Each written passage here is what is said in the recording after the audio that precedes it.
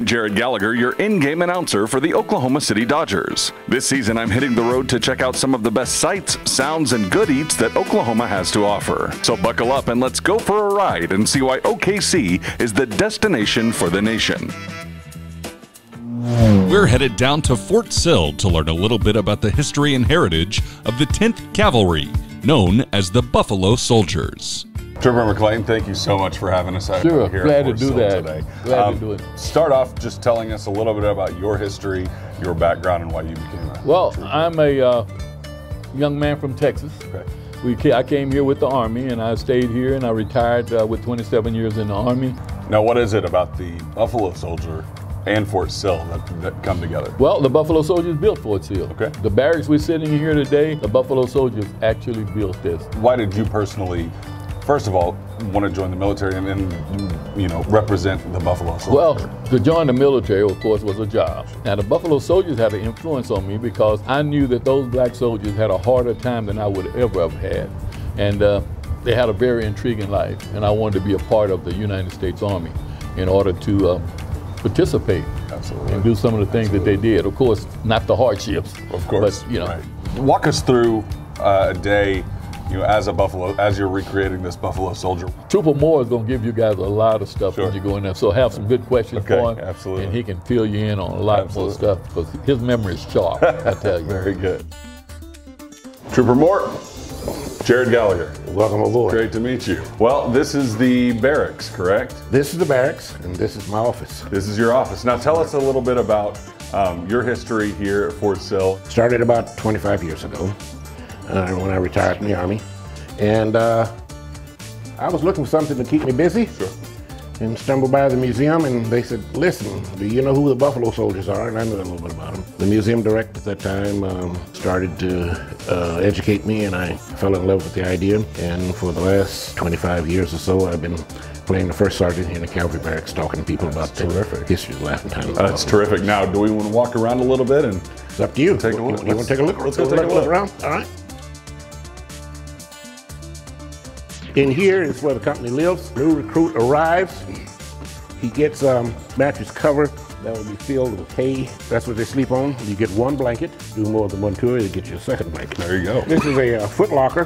Whatever few tidbits of civilian items he may have, we allow him to keep in the foot locker. Okay. Most of his military clothing will be hung here on the wall. We have the stove in here. It's more of a symbol than it is something to keep you warm.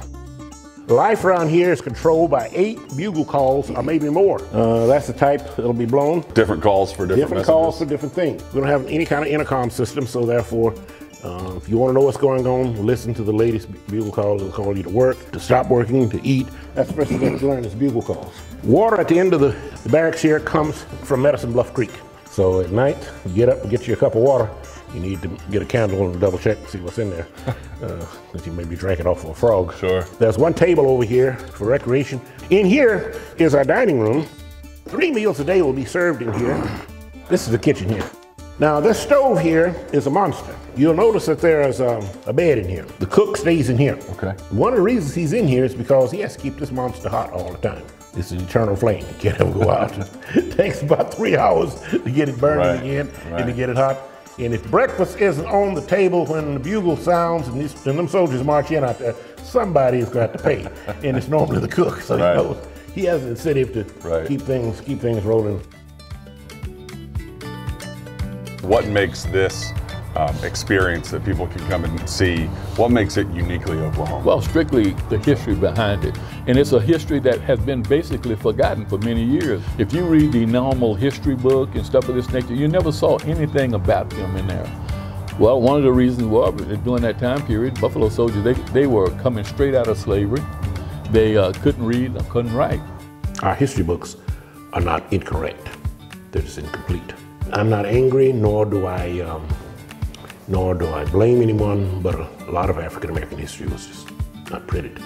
Thus has given me a job. Right. I'm a storyteller by profession.